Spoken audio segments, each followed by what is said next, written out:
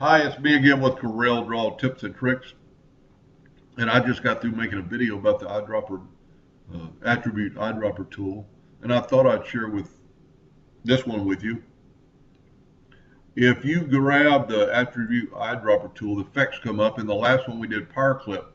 This time we're going to do contour. And this, to me, could be very, very helpful. I do a lot of contouring on different size pieces.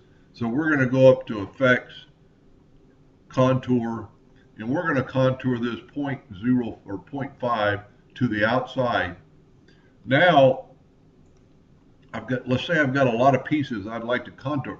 Instead of clicking on each one and doing it, and it's not that big a deal, but if you have pieces spread out throughout your whole page, you could just grab and take a sample of that and just click on every individual item, and it's going to contour the same amount instead of having to go up here and contour. If you had a whole page of items, it would truly help you a lot.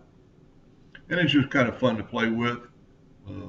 Some ideas. I mean, there's some other tools that you can do in this that I haven't even tried. Perspective, envelope, blend, extrude, lens effect would be really cool.